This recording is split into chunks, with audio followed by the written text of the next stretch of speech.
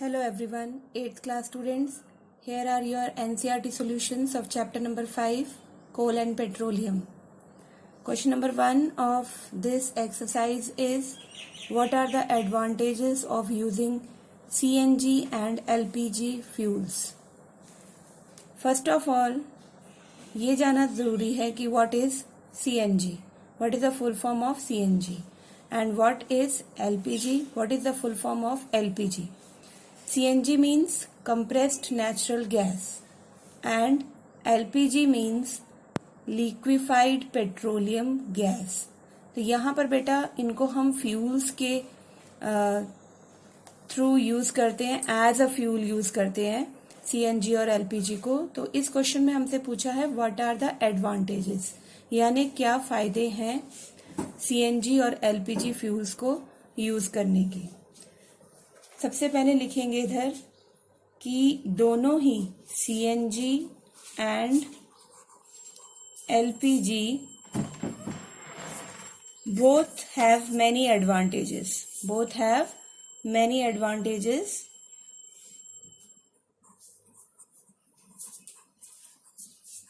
क्या एडवांटेजेस हैं नीचे डिस्कस करेंगे हम. Both have many advantages.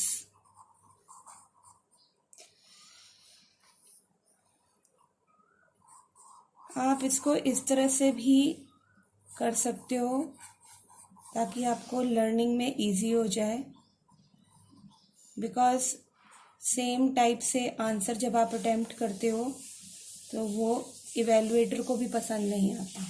ठीक है, एक तरफ मैंने लिख दिया CNG और एक तरफ मैं लिख रही हूँ LPG. अब इन दोनों में जो भी एडवांटेजेस हैं, कॉमन एडवांटेजेस हैं, वो यहाँ पॉइंट वाइज हम लिखेंगे. First one is these fuels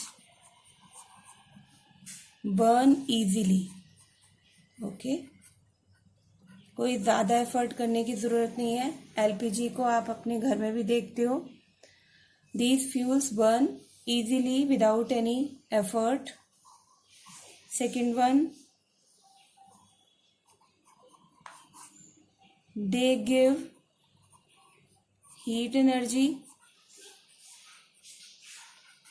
As you know, आप खाना बनाते हो, है ना, कुकिंग फूड, और जो compressed natural gas है that is also used for generating power.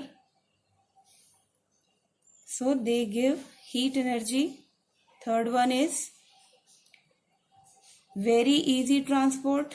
Okay, they can be easily, बहुत आराम से transported.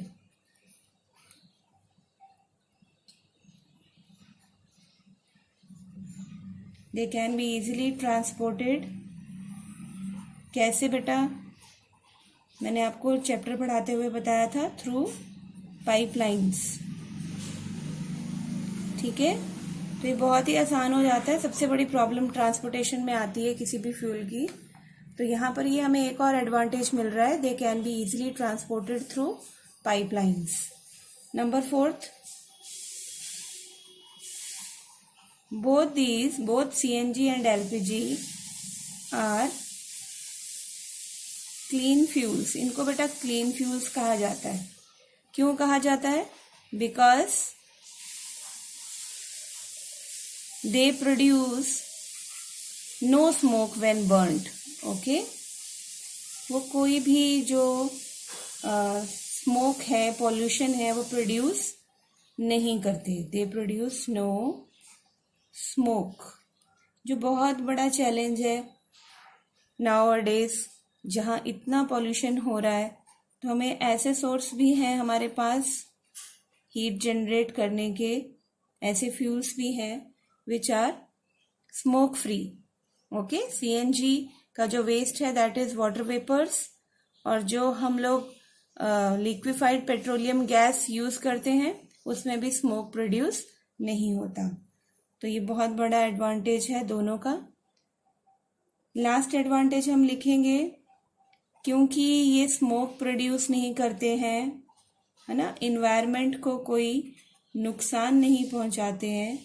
So CNG and LPG are therefore eco friendly. They are eco friendly. Eco friendly क्या होता है? जो इन्वायरमेंट का friend होता है. Okay, this is your first question. Now second one is name the petroleum product used for surfacing of roads. Petroleum product बताना है. जो पेट्रोलियम से जैसे हमें क्या क्या मिलता है? पेट्रोलियम से हमें मिलता है, पेट्रोलियम से नेचुरल गैस, है ना. देन हमें पेट्रोलियम से मिल रहा है पेट्रोल, देन डीजल. बहुत सारे प्रोडक्ट्स हमें पेट्रोलियम से मिलते हैं, लेकिन आपने वो प्रोडक्ट लिखना है यहाँ पर जिसको हम यूज़ करते हैं, जो हमारे रोड्स हैं, सड़कें हैं, उनकी सरफेसिंग के लिए, उनकी मरम्मत के लिए, है ना. तो यहाँ पर आपका आंसर आएगा बिटुमेन. अब हम कोल तार नहीं यूज़ करते, ठीक है. Bitumen is the petroleum product used for making roads. Roads के ऊपर सरफेसिंग करने के लिए हम इसे यूज करते हैं. इससे पहले मैं बता दूं आपको, वी आर यूजिंग कोल तार. कोल तार से ज्यादा ड्यूरेबिलिटी है, ज्यादा स्ट्रेंथ है बिटुमेन की. ओके, तो बेंगलोर साइड आप जाओगे तो वहां पे आपको रोड्स की सरफेसिंग जो है वो इसी मटेरियल से देखने को मिलेगी. Now describe how coal is formed from dead vegetation. What is this process called? Very important question. कि जो कोल है हमारे पास, एनर्जी फ्यूल है ना, एग्जॉस्टिबल एनर्जी फ्यूल कोल है, वो किस तरह से बनता है ये डिस्क्राइब करना है डेड वेजिटेशन से, यानी डेड प्लांट से. What is this process called, और इस प्रोसेस को हम क्या बोलते हैं ये भी बता दें. तो बहुत सारे साल लगते हैं, मिलियंस ऑफ ईयर्स लगते हैं, है ना. तो यहां हम लिख रहे हैं इसके आंसर में,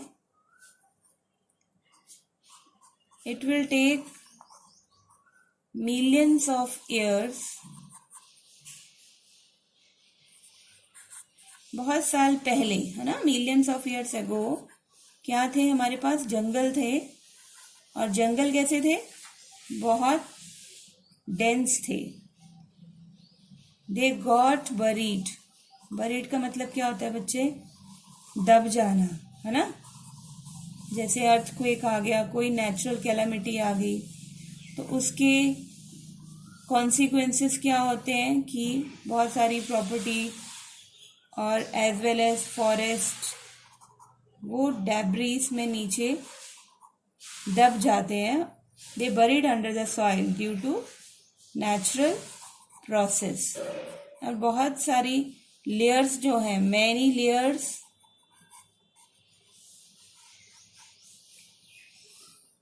ऑफ सॉइल. आप सॉइल जिसमें आप ग्रेवल्स, सैंड, ये सब भी लिख सकते हो. ये बेटा डिपॉजिट हो जाती है ना, it deposited over them. Them किसके लिए आया यहाँ पर? देम यहाँ पे फॉरेस्ट के लिए आया है, ठीक है. एंड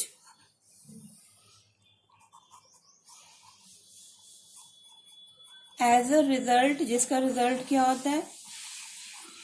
दे गॉट, अब इतनी सारी लेयर सॉइल की बन जाएंगी ऊपर फॉरेस्ट के, तो they got very important compressed. ठीक है, दब जाएंगे वो, compressed more.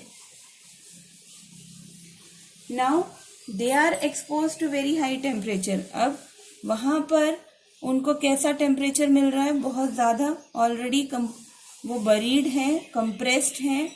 They are exposed to very high temperature. Okay, very high temperature. साथ में उनको टेम्परेचर के साथ साथ क्या फेस करना पड़ता है? प्रेशर. तो जब ये प्रोसेस हो रहा होता है, because of this, what happens to them? What happens to buried forest? They slowly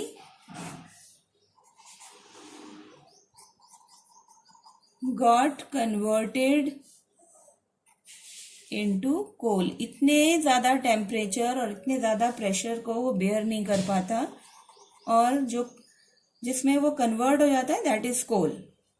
तो अब आपको समझ में आया कि डेड वेजिटेशन से, यानी डेड फॉरेस्ट से जो बरीड हो गए हैं सॉइल के अंदर नेचुरल प्रोसेस से, जिनके ऊपर बहुत सारी लेयर्स जम गई हैं, है ना, और जो कंप्रेस हो चुके हैं इतनी सारी लेयर्स से, और जहां पर टेम्परेचर बहुत ज्यादा है और प्रेशर बहुत है, तो इसके कारण they are slowly converted into coal. तो now you look how coal is formed from dead vegetation. अब इस प्रोसेस को क्या बोलते हैं, है ना, ये भी आपसे पूछा गया है. What is this process called? This process of formation of coal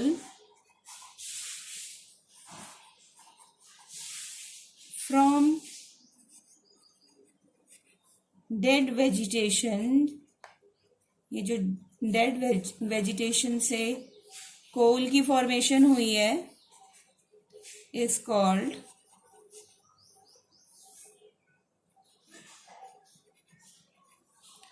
carbonization. इसकी एक्सप्लेनेशन बेटा मैंने आपको चैप्टर पढ़ाते हुए भी बहुत अच्छे से दी है. Okay, this is your third question. Now question number 4 is in the form of fill in the blanks. Very easy fill in the blanks. Chapter अच्छे से पढ़ा है तो ये आप कर लोगे. फॉसिल फ्यूल्स आर, नाम लिखना है कोल, then petroleum and natural gas. Okay, these are fossil fuels formed by dead organisms, living organisms. Then process of separation of different constituents from petroleum is called, क्या प्रोसेस को कहते हैं? Refining, जिससे हम petroleum के डिफरेंट कॉन्स्टिट्यूएंट्स को, products को अलग अलग कर देते हैं, सेपरेट कर देते हैं. Least polluting fuel for a vehicle is, यानी एक व्हीकल में सबसे लीस्ट पॉल्यूटिंग फ्यूल जो हम यूज कर सकते हैं दैट इज सीएनजी. इसका फुल फॉर्म भी मैं यहाँ लिख रही हूँ, ये भी पूछा जा सकता है आपसे एग्जाम में. Compressed natural gas. Okay, now take the true false against the following statements. यहाँ पे ट्रू फॉल्स आपने टिक करने हैं. Fossil fuels can be made in the laboratory में बना सकते हैं? नहीं, बिल्कुल नहीं, this is false. CNG is more polluting fuel than petrol, बिल्कुल गलत. सीएनजी तो क्लीन फ्यूल होती है. Coke is the almost pure form of carbon, yes this is true. Coal tar is a mixture of various substances, जी हाँ, 200 substances का mixture होता है coal tar. Kerosene is not a fossil fuel, बिल्कुल false, क्योंकि ये petroleum product है, ये फॉसिल फ्यूल है. These are your fill ups and true false. आइए करते हैं question number 6. Explain why fossil fuels are exhaustible natural resources. अब एग्जॉस्टिबल क्यों है? एग्जॉस्टिबल का मीनिंग बताऊं मैं आपको, जो आने वाले दिनों में खत्म हो सकता है ना, going to be finished someday. तो आपने एक्सप्लेन करना है कि फॉसिल फ्यूल्स को हम एग्जॉस्टिबल नेचुरल रिसोर्सेज क्यों कहते हैं, ये चीज एक्सप्लेन करनी है. तो इसमें पहले मैं आपको सिंपली इसकी समरी दे दूं कि जो हमारे मिलियंस ऑफ ईयर्स लगते हैं ना इसको बनाने में, फॉसिल फ्यूल्स का भी पीछे हमने पढ़ा, which cannot be done in the laboratory. Laboratory में हम बना नहीं सकते इन्हें, इसीलिए फॉसिल्स लिमिटेड हैं, ये लिमिटेड नेचुरल रिसोर्सेज हैं. Therefore the use of fossil fuels at a rapid rate, जो जल्दी जल्दी हम लोग इनको कंज्यूम कर रहे हैं, इतनी पॉपुलेशन बढ़ गई और हर कोई व्हीकल में फॉसिल फ्यूल्स यूज कर रहा है एज अ फ्यूल, है ना. जनरेटिंग पावर के लिए यूज कर रहे हैं, द फ्यूल यूज कर रहे हैं for having heat source, so it will lead to their exhaustion. ये एक ना एक दिन उन्हें खत्म कर देगा। ठीक है, तो आइए इसका आंसर लिखते हैं। आंसर नंबर 5,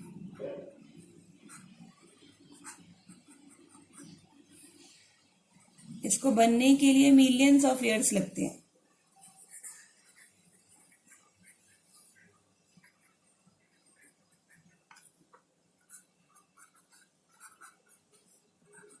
ऑफ फॉर्मेशन के लिए इतने साल लगे, है ना, किसकी? Of fossil fuels. ठीक है, जिनकी हम बात कर रहे हैं, कोल, पेट्रोलियम, नेचुरल गैस की बात कर रहे हैं ना, दोज आर फॉसिल फ्यूल्स। उनको बनने के लिए बेटा मिलियंस ऑफ ईयर्स, हजारों करोड़ों साल लग जाते। नाउ सेकेंड पॉइंट क्या है ना, इसको हम पॉइंट्स में कर लें तो ज्यादा बेटर है। फर्स्ट पॉइंट ये है। Second point, they cannot be prepared, है ना, प्रिपेयर्ड इन द लेबोरेटरीज। मैंने इसको पॉइंट में कर दिया, आपके मार्क्स भी अच्छे मिल जाएंगे आपको एग्जाम में और आपको याद भी हो जाएगा। They can not be prepared in the laboratories, man made नहीं है, नेचुरल है। और सबसे बड़ी बात, द कंजप्शन क्या होता है? कंज्यूम करना। The consumption of fossil fuels is very rapid or fast as compare to its production rate. क्या मतलब है इसका? यानी मिलियंस ऑफ ईयर्स प्रोड्यूस करने में लगते हैं, लेकिन हम देखिए पेट्रोल, डीजल, कोल, नेचुरल गैस को कैसे कंज्यूम करते हैं, at a very high rate, है ना, एट वेरी रैपिड और फास्ट रेट। तो बनाने और कंज्यूम करने के बीच का जो रेशियो है ना, उसमें बहुत फर्क है। ठीक है, कंज्यूम बहुत जल्दी कर रहे हैं हम और बनने में बहुत टाइम लग रहा है। तो ये सबसे बड़ा मेजर फैक्ट है that why fossil fuels are exhaustible natural resources. ठीक है, तो आने वाले दिनों में भाई तैयार हो जाइए, साइकिल्स ही मिलने वाली है हमें। ठीक है, हाई रेट पर भी पेट्रोल डीजल नहीं मिलने वाला। No next question number 7, describe the characteristics and uses of coke. तो कोक इज अ, फर्स्ट मैं आपको आंसर में ये लिखने वाली हूं। ठीक है, coke is a pure form of carbon. बहुत बड़ी बात है ना, प्योर फॉर्म है ये कार्बन की, ये सबसे बड़ा फीचर है इसका, है ना। अब इसके बाद सेकेंड पॉइंट हम लिखेंगे, it is tough. It is tough कह लो आप, very hard. Okay, number 3, coke is porous. Porous समझते हो, having pores. Fourth one is, इसका कलर लिख लेते हैं, coke is black in colour. आपको orange, pink, yellow favourite colours में नहीं मिलने वाली। ठीक है, it is black in colour. आइए इसके यूजेस करें। कैरेक्टरिस्टिक्स करने के बाद इसके यूजेस करते हैं। बहुत बड़ा यूज है इसका। घर में हमारे इतने सारे बर्तन पड़े हैं ना स्टील के, अब कभी दिमाग में आया आपके कैसे बनते हैं ये? इन द मैन्युफैक्चर ऑफ स्टील। बड़े इंटेलिजेंट बच्चे हो आप, आपने कभी सोचा ही नहीं, है ना, स्टील के बर्तनों में आप इतना सारा काम करते हो। They are manufactured with the help of coke. No next, in the extraction. Extraction क्या होती है? अलग करना। ठीक है, किसको अलग कर रहे हैं हम? मेटल्स को, जैसे आयरन है, एल्युमिनियम है ना, तो एज अ रिड्यूसिंग एजेंट, ये आपने ना बड़ी क्लास में पढ़ना है केमिस्ट्री में कि कैसे हम लोग कोक को यूज करते हैं as a reducing agent. Okay, तो दो इसके फंक्शन है बहुत जबरदस्त, in the manufacture of steel and in the extraction of metals as a reducing agent. बहुत है 2 यूजेस, इससे ज्यादा पूछे भी नहीं जाएंगे। Now next is question number 8, explain the process of formation of petroleum. Coal तो हमने देख लिया डेड वेजिटेशन से कैसे बनती थी। अब हम करेंगे question number 8, explain the process of formation of petroleum. तो सबसे पहले तो आपको ये पता होना चाहिए कि जैसे कोल बनी थी ना डेड वेजिटेशन से, फॉरेस्ट से, वैसे जो पेट्रोलियम है ना ये बनेगा डेड ऑर्गेनिज्म से। तो एक तरीके से कह लो कि कोल आपका प्योर वेजिटेरियन है और पेट्रोलियम आपका नॉन वेजिटेरियन है ना। डेड ऑर्गेनिजम्स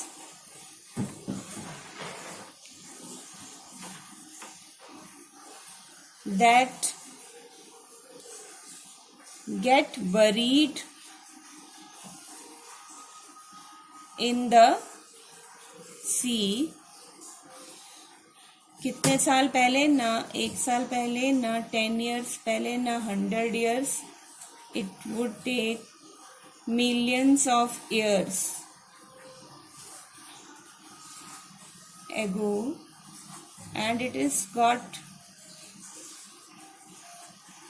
यहाँ पर आप देखोगे कितनी लेयर्स इसकी बन जाती हैं इसके ऊपर, after millions of years, got covered with many layers of sand and clay. जब मैं ये बात कर रही हूँ ना तो ये मैं बात करूंगी सी एरिया की, because here we are talking about sand and clay। तो अंडर द सीज ये प्रोसेस होता है ड्यू टू, अब वहां पर है क्या, जब ये डेड ऑर्गेनिजम्स बरीड हो जाते हैं सी में तो there is lack of air, वहाँ ऑक्सीजन नहीं होती है ना, और बहुत सारी लेयर्स हैं इसके ऊपर, तो हाई प्रेशर होगा ऑब्वियस है, एंड हाई टेम्परेचर। अब ये सारे फैक्टर्स मिलकर क्या करते हैं, these dead organisms got transformed into petroleum and natural gas. Clear? इस तरह से आपका जो पेट्रोलियम है वो बन जाता है। क्वेश्चन नंबर 9 समझेंगे। The following table shows the total power shortage in India from 1993 to 1999. Now show the data in the form of a graph. Plot shortage percentage for the years on the y-axis and the year on the x-axis.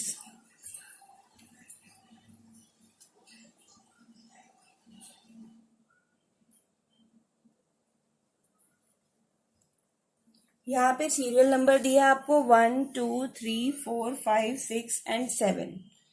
Year mention है 1993, 1994, 1995, 1996, 97, 98 and 99।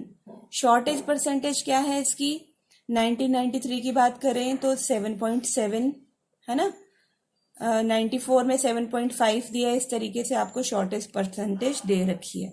अब आपको करना क्या है ये समझिए, आपने इस पूरे डाटा को शो करना है एक ग्राफ में, ठीक है, और आपने प्लॉट करना है वहां पे shortage percentage for the years on the Y axis पे आपने ईयर्स लेने हैं और the year on the X axis, और एक्स एक्सिस पर आपने लेने हैं। ठीक है, आइए देखते हैं कैसे। शॉर्टेज परसेंटेज ईयर्स में लेंगे वाई एक्सिस पे और ईयर्स लेंगे हम एक्स एक्सिस पे। आइए इसको जरा ड्रॉ कर लें। सबसे पहले मैं ग्राफ ही यूज करूंगी यहाँ पे, आपको जरूरी नहीं है ग्राफ यूज करना, ठीक है। एग्जाम्स में मिलता है आपको ग्राफ तो अच्छी बात है, लेकिन आप ऐसे भी कर सकते हो, ठीक है, इस तरह से भी कर सकते हो। ग्राफ पेपर के ऊपर नहीं करना है तो नोटबुक्स पे भी कर सकते हो, कोई बड़ा इशू नहीं है। 2, 4, 6, 8 है ना। यहाँ पर हमने क्या लेना था 10, 12। वाई एक्सिस पे हमने शॉर्टेज परसेंटेज लेनी है ना, तो 2 लिख रही हूँ मैं यहाँ पे। 4, 6, 8 हम ना स्केल लेते हैं हमेशा। 10, 12 ग्राफ में। यहाँ पर मैं ईयर्स मेंशन करूँगी बच्चे। 1993 बार बार नहीं लिख रही हूँ मैं। 94 देन 95 देन 96 97 98 एंड 99। सबसे पहले आपको क्या दिया है क्वेश्चन में 7.7, तो देखिए 6 से ऊपर जाएगा ये 7.7 है ना। तो यहाँ तक मैं इसको लेके जाऊँ, ये आपका एक बन गया 1993 का। देन 1994 में आपको बताया है 7.5, तो इससे थोड़ा सा कम आएगा।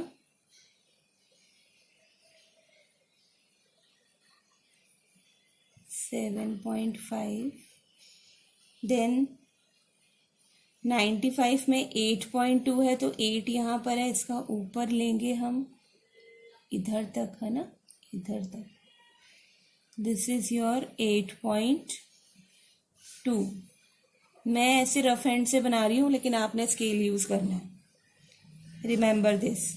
96 में 7.1 है, तो 6 हमारा ये है, 7 इधर, तो एक थोड़ा सा मैं इसमें 1 कॉलम ऊपर लूंगी।